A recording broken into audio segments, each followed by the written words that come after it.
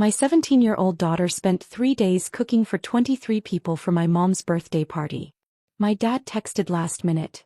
We've decided to celebrate at a restaurant. It's adults only. I didn't make a scene. I did this instead. 15 hours later, the door started shaking. It was 10 minutes before people were supposed to start arriving when I got the text.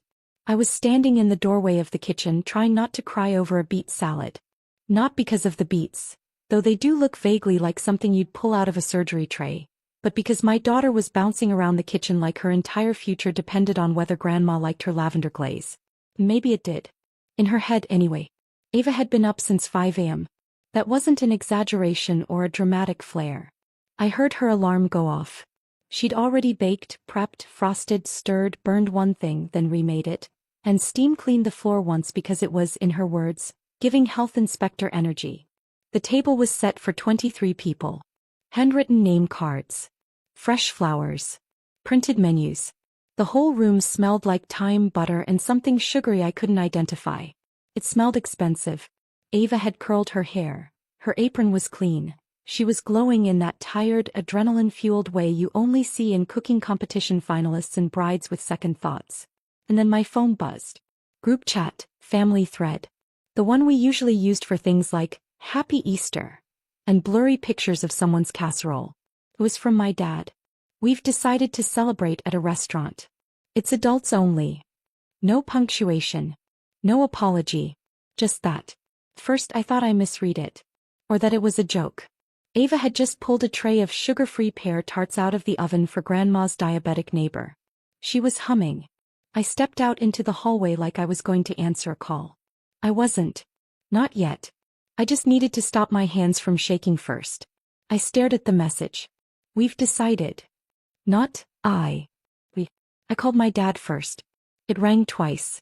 Hey, he said, sounding cheerful. You get the message? You're not coming? I asked. My voice was steady, but only because my body had already entered some kind of survival trance. No, we changed plans. It was just easier this way. We're already here. You're at the restaurant right now? I asked. Yep. Just sat down. The menu looks great. Everyone's here. Pause. Why? Because Ava's been cooking for 3 days, I said. You said we'd host it here. She made enough food for 23 people. She's been up since 5 this morning. He was quiet for a second. Oh, well, tell her not to take it personally. She can freeze the leftovers, can't she? Gotta go, waiter's here. I stared at the phone. Then I called my mom. She picked up and said, hello, like nothing was on fire. Did you really just not come? I asked. There was a sigh on the other end. Honey, don't start. We just thought it would be more convenient. And honestly, we didn't want to risk anyone getting sick. Sick? She's 17, Jenna. It's sweet, but it's not exactly safe to serve that many people food cooked by a child. What if someone got food poisoning? She's not 5. She's taken classes. She built a menu. She sanitized everything. She even made diabetic options. Well, that's nice, she interrupted. But it's not real cooking. Not like at a restaurant. I hung up. I didn't trust myself not to scream. I called my sister next. Not because I expected better, but because part of me hoped maybe, just maybe, she didn't know. That maybe she'd been left out of the decision. She hadn't. Oh, Jenna, she said. Don't guilt everyone over this. She's crying. She's dramatic. She's exhausted. She's 17. She needs to learn that not everything is about her. She made food for 23 people. And none of us wanted to be her test subjects. The way she said, test subjects, made my jaw tighten. Like Ava was some little rat in a homey maze. I hung up mid-sentence. I didn't care what she was about to say. I stood there for a second, trying to remember how to breathe. Behind me, Ava was still talking. Do you think the pomegranate glaze is too sweet? I didn't want to overdo it. Also, is the lighting too warm? I wanted everyone to feel like it was a real restaurant but not like fake fancy. And, Mom. She stopped. I turned. My face must have said too much because she stopped mid-sentence. Her eyes flicked down to the phone in my hand. Then she took it. I didn't stop her fast enough. Her thumb opened the group chat. Her eyes scanned. Then she saw the photo. A big long table. Glasses clinking. My sister's kids, who are barely 18, smiling at the camera with plates already full. My mother beaming. My father holding up a wine glass. Ava stared for a second too long. Then she hit call. "Grandma," she said. I couldn't hear the other side. But I saw her nodding. And nodding. And then not nodding. Her face crumpled in on itself like someone had stepped on her chest. She didn't wail. She didn't sob.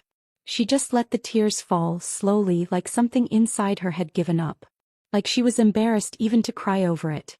I reached for her, but she stepped back. She put the phone down gently.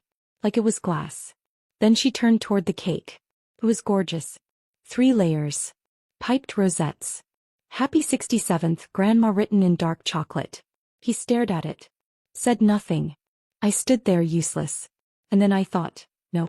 Not this time. Not again. I didn't know what I was going to do yet. But I knew I wasn't going to let them be the ones who defined her moment. Or ended it. Not without seeing what happened next. I used to think the worst kind of pain was seeing your kid cry. Turns out it's watching them try not to, because they don't want to make you feel bad. That night, after everyone else was clinking glasses at a restaurant, I stood in the hallway outside her bedroom, holding a plate of untouched roast duck and wondering how the hell we got here. Of course, deep down I knew exactly how we got here. Started when I was born. And no, I'm not being dramatic. I was the second daughter. 2 years younger. Unplanned. My mom never actually said the word mistake, but she didn't have to. She said things like, "We thought we were done after your sister," and "You were a surprise but a sweet one." Which translated into plain English means, "We didn't want another one but we're making do." My sister was everything they wanted. Graceful, outgoing, blonde. She could spin in a circle and land applause. I could take apart a broken fan and rebuild it to run better, but all that got me was a lecture about not touching man things. She took ballet. I took apart a toaster once and got grounded for destroying appliances. They paid for every dance class, every recital, every gold-sequined fever dream. When I asked if I could do a weekend handwork course, leatherworking, I think, it was, "We don't have money for that. Besides, what would you even do with it?" What I did was turn it into a business. Years later, I run a small but successful company that makes custom handmade home goods. My husband works with wood. Together we make decent money. Nothing fancy. Just solid, honest work. My parents still call it a nice little side thing. Meanwhile, my sister has 2 degrees in literature and dance and about as much job stability as a sneeze in a wind tunnel. He's lovely though. Still elegant, still adored. And because the universe has a sense of humor, I still help her out financially from time to time. Quietly. Without comment. Because that's what I do. I pay for the things no one thanks me for. Birthdays. Travel cost. The occasional broken water heater at my parents' house. All quietly absorbed by the bank of, "Well, Jenna's doing fine." They treat my money like community property and my opinions like spam mail. And then came Ava. My daughter. My heart. My karma in the very best form. She's like me but bolder. Niche interests sure, but zero apologies. Her hands are always flour dusted or sticky with some sauce she's inventing. She once cried because her hollandaise lacked emotional depth. I have no idea what that means, but I love her for it. Ava wants to be a chef. Not likes to cook. Wants to be a chef. She reads restaurant reviews the way other kids scroll TikTok. She talks about mise en place like it's a philosophy. She's already planning which culinary school to apply to and whether she wants to specialize in patisserie or savory. She's 17. And just like they did to me, the family keeps trying to smother that fire. Oh, it's cute that she likes to play in the kitchen. You'll grow out of it. She's too sensitive to work in that industry. Maybe she should consider something more academic. Like her aunt. Right.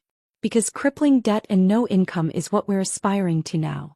I've watched Ava bite her tongue more times than I can count.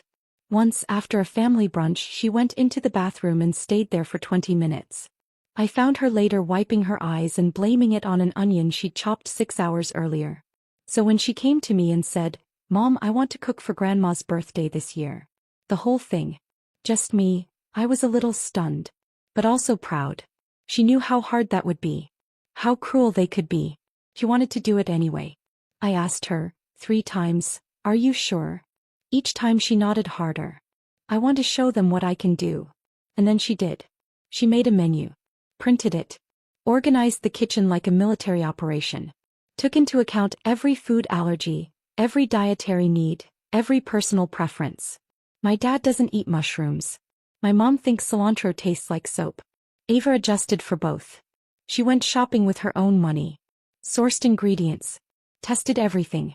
She even borrowed a friend's cake turntable so she could practice clean frosting lines. Every night she'd show me her list, check marks beside each completed task, and then ask, "Do you think they'll like it?" I told her yes. Every time. But I hated that she even had to ask. On the day of the party she woke up at 5 a.m. Again, no exaggeration. I heard the clatter of pans, the soft hum of classical music, she says it helps her concentrate, and the tap of her heels across the tile as she danced from oven to counter and back. She looked exhausted by 4 p.m. but glowing. Radiant. Like she was doing what she was meant to do. You know the rest. They didn't show up. They went to a restaurant instead. All of them. My parents. My sister. My niece and nephew. Even the ones who always show up late with store-bought dip made it. The only people missing were me and my daughter, who had made a 3-tier cake and piped Happy 67th, in dark chocolate curls. They didn't just reject the food. They rejected her. And they didn't even bother to lie about it. But here's the part one haven't told you yet. That night, as Ava sat in her room pretending to scroll her phone, I got a text. A payment notification. My business card, the one I sometimes use to cover family costs, had been charged $1,327.90 at a restaurant downtown. The same restaurant they were at. The same number of guests. They used my card to pay for the meal that replaced my daughter's dinner. I stood in the kitchen, still holding her tart crust in one hand, and stared at the charge. First I laughed. It was either that or throw a plate. Then I felt it, the kind of still, angry clarity that comes right before a storm. They didn't just erase her. They made me pay for her erasure. And they thought we'd just sit quietly and let them. They thought wrong. I should have been the calm one. The adult. The mother with the soothing voice and the wisdom to say, "It's okay, honey. You did your best." But I was not in that mood. Ava was still in the kitchen, standing stiff in front of the cake. Her hands were clenched at her sides like she wanted to throw something but didn't want to ruin her own frosting. I couldn't blame her. That cake was a masterpiece. She'd piped chocolate lace along the bottom and candied edible violets for the top. It looked like something you'd see in a glass case behind velvet rope. She turned to me with red eyes and said, "We should throw it all out." I stared at her. "No. Mom. No.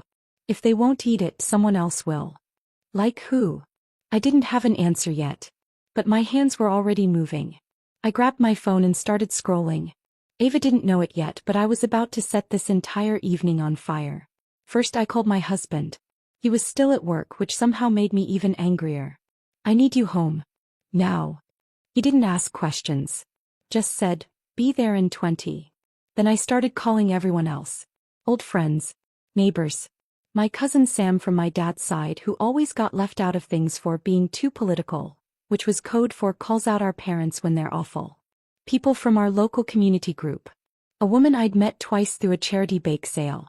My dentist's receptionist. I didn't care. I told them the truth. My daughter spent 3 days cooking for her grandmother's birthday. They ditched her. She made 23 meals. I need people who can eat. It wasn't an invitation. It was a summons. And to my surprise, people came. Fast. By the time my husband pulled into the driveway, the first 2 cars had already parked. One neighbor brought a bottle of wine and an entire extended family who didn't have dinner plans anyway. A woman I barely remembered from a book club 2 years ago showed up with her teenage son and a bouquet of tulips she'd grabbed on the way. Word spread faster than I expected. It was like watching a protest materialize, dish by dish. Ava was horrified at first. She stood in the hallway whispering, "Oh my God, Mom, what are you doing?" "I'm salvaging what's left of your dignity and dessert. Help me find more chairs." "But..." I turned to her. "You cooked for 3 days.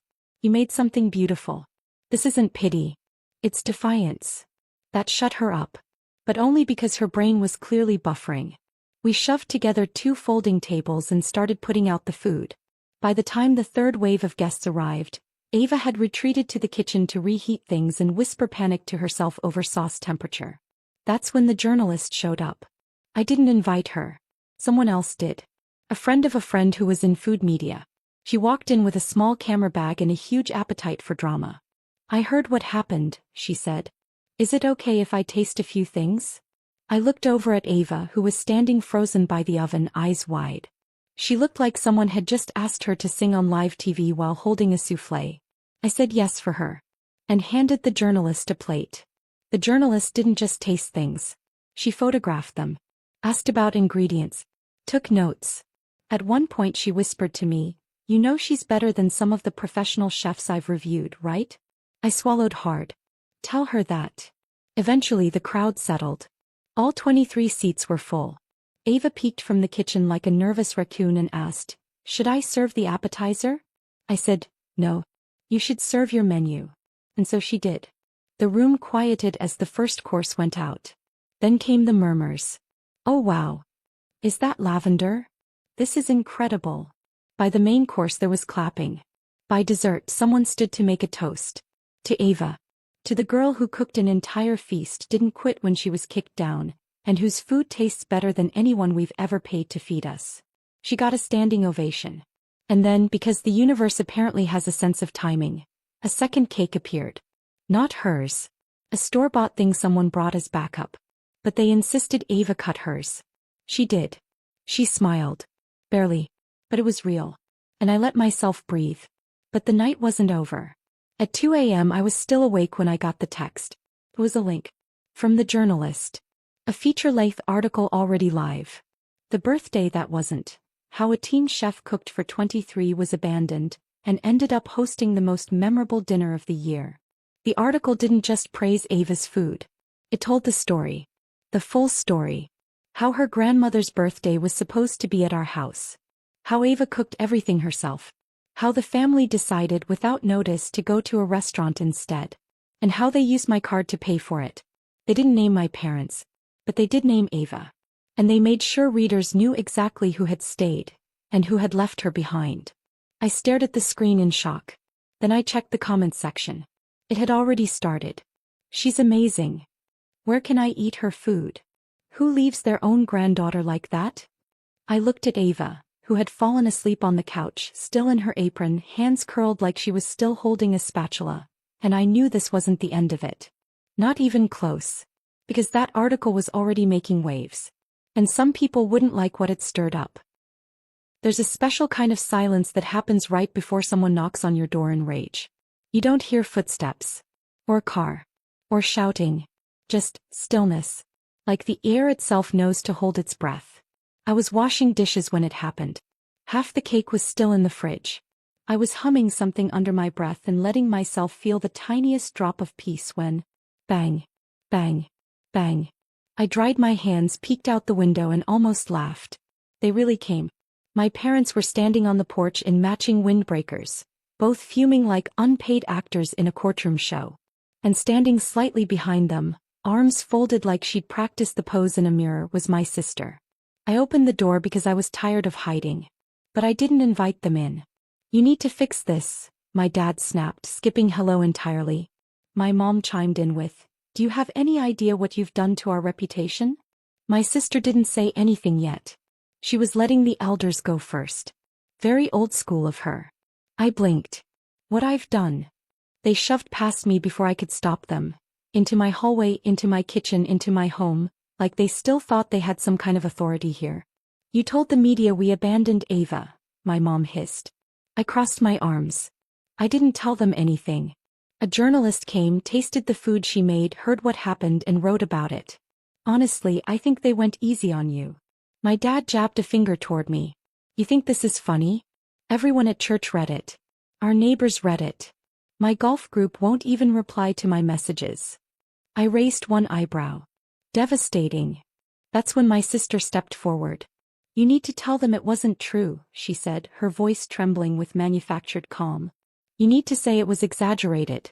That it was taken out of context." I stared at her. Taken out of context. Did someone hack your thumbs and send that text from the restaurant? Did I imagine the $1,300 charge on my card? Did Ava hallucinate the photos you all posted from the dinner? My mom's voice cracked. She made us look like monsters. No, I said quietly. You did that yourselves. She just cooked. That's when the volume went up. They weren't even talking to me anymore. They were talking at me. Around me. Through me. She's just a child and she's already learned to weaponize the internet. She humiliated her grandmother for attention. You raised her wrong. She's dramatic. She's ungrateful. And then, this one hit me like a slap. My mom turned toward Ava, who had quietly walked into the hallway behind me, and said, "You should be ashamed of yourself." I didn't remember moving. 1 second I was in the doorway. The next I was standing square between them and my daughter. That's when my husband walked in. He didn't even ask what was happening. He just saw their faces, saw Ava's tears, and stepped in like a bouncer. "Out," he said. My dad laughed. "This is a family matter." "No. This is my home. You came here to scream at a 17-year-old girl who made you dinner. You don't get to hurt her twice. Not today. Not ever." He didn't raise his voice. He didn't have to. They stood there for a moment, fuming, rattling, deflating. Then my sister muttered something about legal action and stormed out. My parents followed. Slam. Silence. Ava was still standing behind me. Silent. Rigid. I went to hug her, but she turned toward the living room window. There were phones pointed at our house. 3. I leaned closer and saw the source. Our neighbor from across the street, Jeff, standing on his front lawn with a stunned expression. The same Jeff who runs the local Facebook group and live-streamed our last neighborhood barbecue. Of course. I gave him a wave that said both, "Hello," and, "I will set your compost bin on fire if you post this." Too late. That evening, a video appeared online.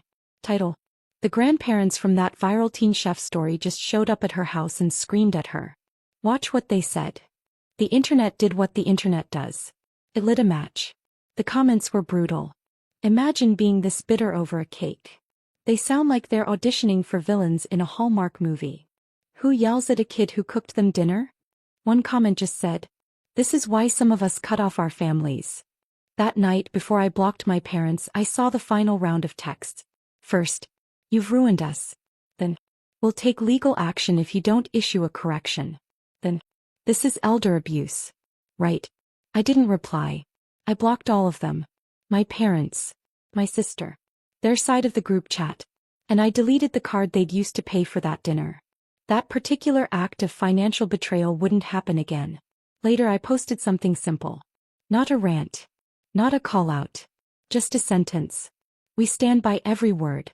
And we're done protecting people who hurt our daughter. I expected backlash. What I got was support. Old friends messaged me.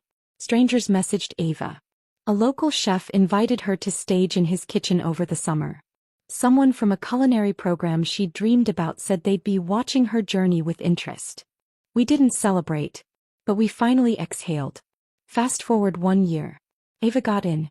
Not just anywhere. The program she used to whisper about. The one she thought was impossible. She's still in her first year, but she already has clients. People who want her to cook for events. Bake for birthdays. Cater for small dinners. Some of them even reference the article. Her food blog. It's flying. He posts recipes, photos, videos. He has followers. Real ones. People who see her. He's different now. Not louder. Not bolder. Just steadier. She never reached out to my parents again. Neither did I. We heard they moved. Some town 2 hours away. Too many people had stopped inviting them to things. Too many friends suddenly had plans. They told someone they wanted a quieter life. Sure. Ava never saw a real apology. And I never got my money back for that restaurant dinner. But we got something better. Clarity. Peace. Ava got a future built with her own 2 hands. And they can't take that from her. So yeah. That's how my daughter's first heartbreak turned into her first headline. How a ruined birthday turned into a full-course rebirth. And how I stopped funding people who thought they could buy silence with guilt. I chose my daughter. And I'd do it again tomorrow. But tell me, did I go too far? Or just far enough? Let me know in the comments. And if you want more stories like this, don't forget to subscribe and hit the bell.